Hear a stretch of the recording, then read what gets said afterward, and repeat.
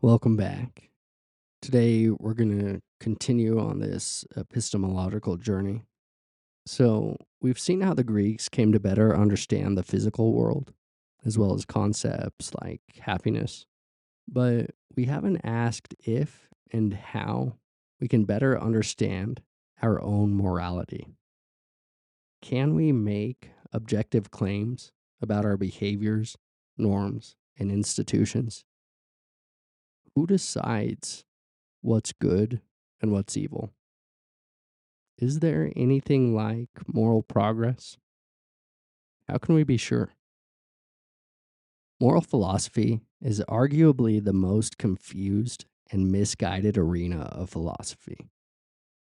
On the one side, there are still many, mostly on the political right, who believe that reason and science can't shed light on morality. It belongs to religion, they argue. Only God can determine what is good and evil. And on the other side, there are many, even philosophers and scientists, who deny any objectivity to our morals. Following David Hume, an 18th century Scottish philosopher, they argue that it's impossible to derive an ought or a moral proposition from an is, a factual statement.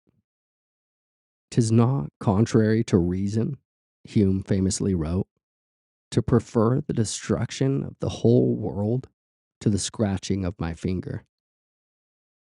This view, which is becoming increasingly popular on the political left, claims that our norms, values, and behaviors have no objective foundation, but instead depend entirely on the culture we grew up in. Now, were philosophy confined to old men in tweed jackets, this wouldn't be much of a problem. But ideas are powerful, and they can and do have drastic consequences on our lives and on our society at large. For those who believe morality comes from God, there's the obvious problem of which God to listen to, for there are thousands on offer. There's also the problem of suicide bombers, patriarchy, sexism, racism, homophobia, forced marriages, genital mutilation, mass genocide, and all the rest that are brazenly forced onto society. And in the other camp, we're left with the absence of any rational moral framework. Morality amounts to nothing more than a fiction, each of us confined to the fiction of our cultural inheritance. If the moral relativists abide by their own logic, the northern states in the US had no bases to tell the southern states that they were wrong to have slaves. Slave trading is a deep part of their cultural inheritance. It's there in the Old Testament, in Leviticus and Deuteronomy. In fact, many of the patriarchs of the Bible were slave owners. And in this same vein, we in the West currently have no place to stand to tell the Taliban it's wrong to stone their daughters to death for having sex outside of marriage.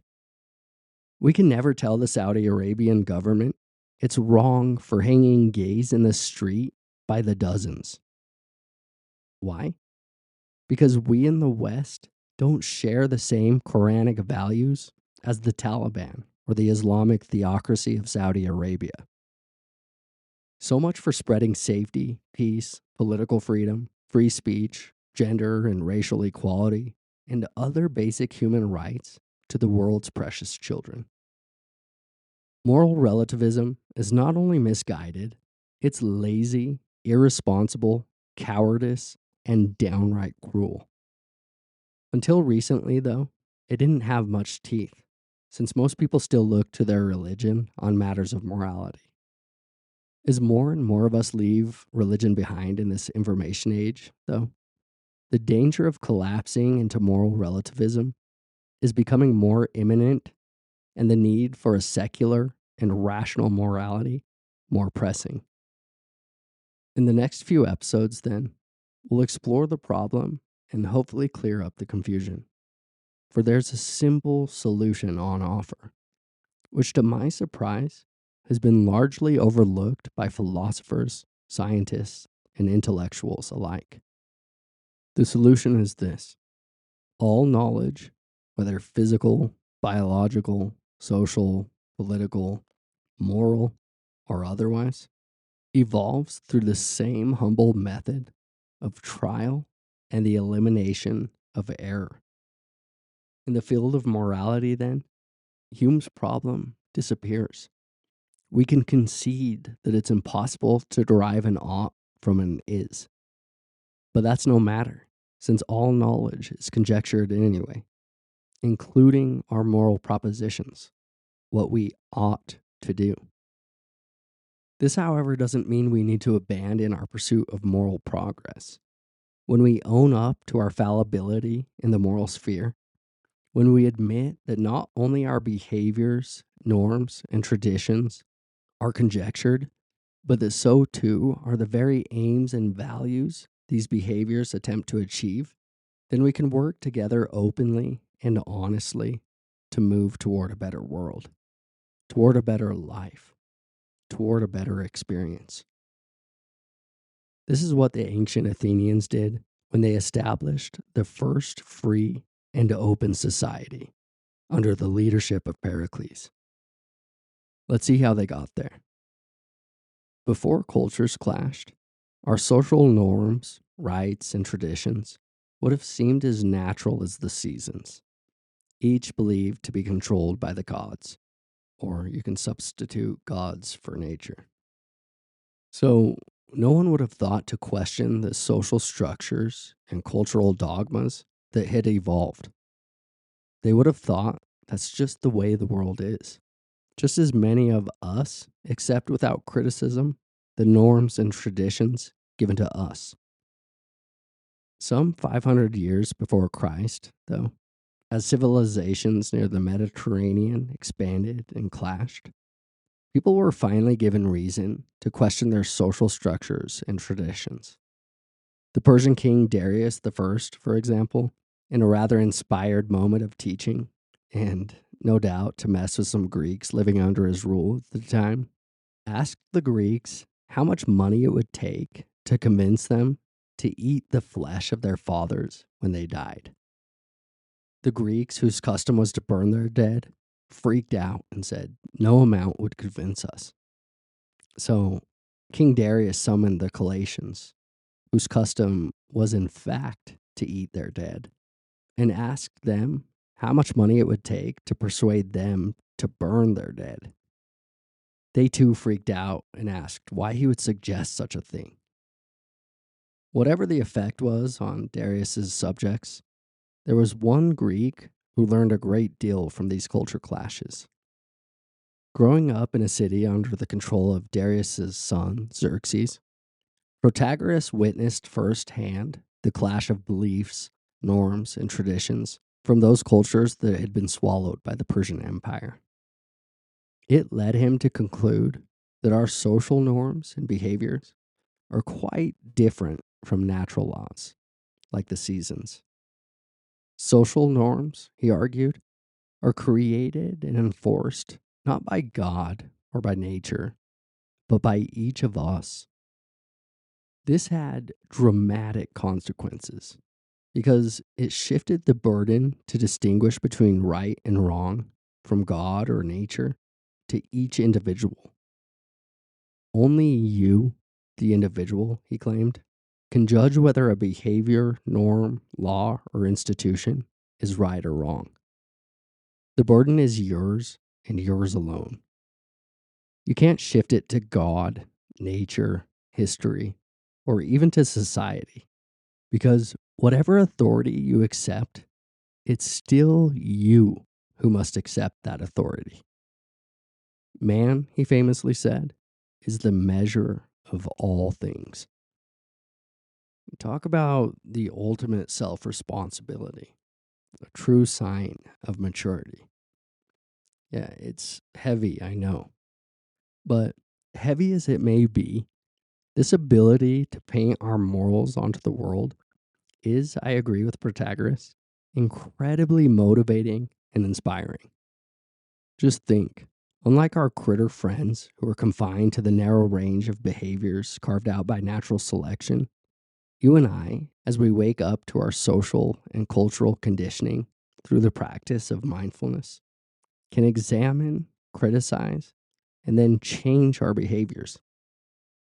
And what's more, we can now even change our genes, which have their own morals or operating instructions built into them. We can ask what problem a particular norm, tradition, or gene is meant to solve. That is, we can examine the underlying motivation or intention, and then we can work toward improving the norm, tradition, or gene to better accomplish the underlying aim. And if through critical discussion, we decide to change or readjust the underlying aim itself, we can do that too. We can even toss the aim altogether if we find it objectionable. As you can see, the epistemological method here is the same as that used by the Ionians to learn more about our physical world. A cyclical process of criticism and creativity. When we run into a problem or a conflict, some clash in our morals, we can apply critical pressure to examine the problem. Then, once we better understand the problem, once we look at it from all sides, once we see all the conflicts and contradictions, the various perspectives, we can then propose new and imaginative solutions that attempt to solve these conflicts. And of course, it doesn't stop here. We then start the cycle all over again. Through critical discussion, experimentation, observation, and a heavy dose of creativity, we continue to carve away at our mistakes. In a way, we continue to pull ourselves up from our own bootstraps. The biggest failure of contemporary philosophy, in my opinion, is its failure to consider the objectivity of our morals. Our morals do indeed exist objectively. One way of life may certainly be incompatible with another one. In the same way, a scientific theory is logically incompatible with another. Do these incompatibilities, these clashes, not exist objectively? Certainly they do. For how else would Protagoras have been able to distinguish social norms from natural laws? The most important role philosophy can play in our lives, then, is to discover where our behaviors and aims clash, not only within ourselves, but within our society and world at large, and then discuss them openly, honestly, and critically. Socrates is the symbol of this wisdom. He spent his days questioning people about things like justice, goodness, and beauty, artfully walking them to their own ignorance, to their own contradictions, to clashes in their own beliefs, morals, and assumptions. And in the end, he even gave his life to defend the right to do so. Looking for a scapegoat to blame for the Athenians' misfortune in the Peloponnesian War, the jury sentenced Socrates to death for corrupting the youth and undermining the state religion. Had he apologized, he probably would have just been exiled. But Socrates refused to abandon reason. To put it bluntly, he tells the jury, I've been assigned to this city as if to a lazy horse who's in need of a great stinging fly. All day long, I will rouse and criticize every last one of you. Not flattered, the jury sentenced Socrates to death. Socrates wasn't stupid. He understood what his provocation meant. But to him, the unexamined life isn't worth living. Reason, he believed, is what makes us human. It's the divine spark, the spirit of progress, the path to truth, beauty, and goodness. So he courageously gave his life to defend it. Nor was Socrates an enemy of democracy, as some believed. Rather, he criticized the Athenian government as any responsible democrat should, to find holes in the state's laws and institutions in order to clear the way for a better life. He seemed to have understood that democracy is the only system of government that allows people to reform their institutions with reason rather than bloodshed. He also understood, and this is important, that democracy itself can't provide reason. Only the individual can.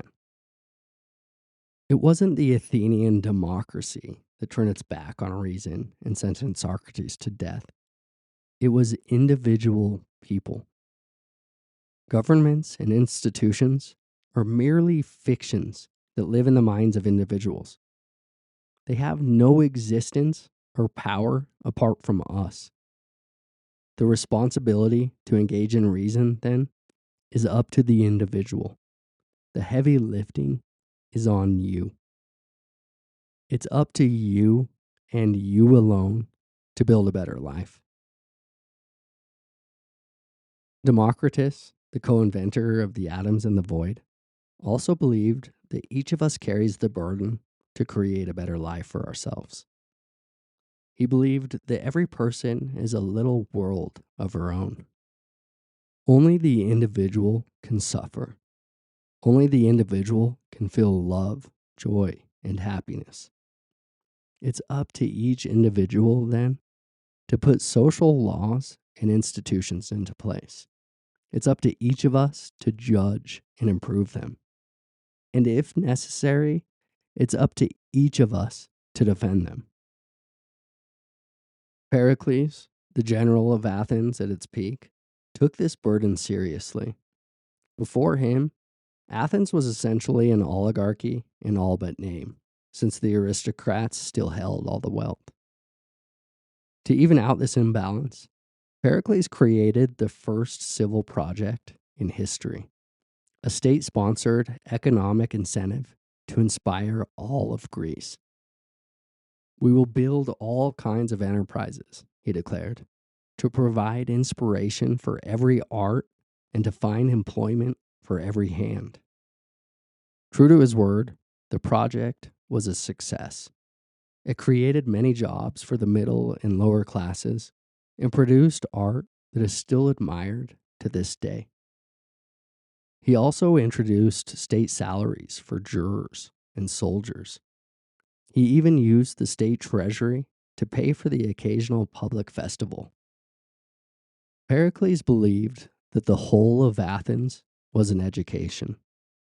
It doesn't compete with other nations. It sets an example. And so it did. Under the influence of the great thinkers of Pericles' generation, Pericles and his fellow Athenians not only created a world empire, they implemented the world's first open society, a society whose values are sketched out beautifully in a speech he gave at the end of the first year of the Peloponnesian War. The laws afford equal justice to all alike in their private disputes, but we do not ignore the claims of excellence. When a citizen distinguishes himself, then he will be called to serve the state in preference to others, not as a matter of privilege, but as a reward of merit. And poverty is not a bar. The freedom we enjoy extends also to ordinary life. We are not suspicious of one another and do not nag our neighbor if he chooses to go his own way. But this freedom does not make us lawless. We are taught to respect the magistrate and the laws, and never to forget that we must protect the injured. And we are also taught to observe those unwritten laws whose sanction lies only in the universal feeling of what is right. And although only a few may originate a policy, we are all able to judge it. We do not look upon discussion as a stumbling block in the way of political action, but as an indispensable preliminary to acting wisely. We believe that happiness is the fruit of freedom, and freedom that of valor. Pericles' words symbolize a new commitment, a commitment not to the gods or to the state or to a specific group, but to each individual. It is a commitment to freedom, the freedom to express oneself, the freedom to distinguish between right and wrong for oneself, the freedom to vote for one's own political leaders, the freedom against institutional prejudices and biases, the freedom against unwanted physical force, and the freedom to go your own way if you so choose. Now, was it perfect? No. Women still had no rights, and there were still slaves. But this was huge moral progress. Are we perfect? Is our society perfect? No. How then can we move toward a better society? By taking responsibility ourselves, by using reason, by chipping away at our mistakes through a humble, open, and honest critical discussion. Let us turn our gazes inward as Socrates did to establish our morality. Know thyself. Know your true self. Know the nature of your own mind. See directly for yourself that you are not apart from the rest of existence. See for yourself that you are entirely whole. Let this exploration of yourself, of your own mind, guide you as you work to create our laws and institutions, as you build out and conduct your communities. Our political motivations should not and cannot be framed around the state, the dollar, the economy, or any other fiction. They must find themselves rooted in the minds of free individuals. The only place where truth, beauty, and goodness, or anything else for that matter, can exist. And remember, freedom does not come free. As the great thinkers of Pericles' generation stressed, only you can build these freedoms into our institutions. Only you can criticize and improve them. And if necessary, only you can defend them. Nature, God, and society cannot do this for you. The future depends on you. The burden is on you to build a better life, to build a better world. With my unbounded love. Until next time.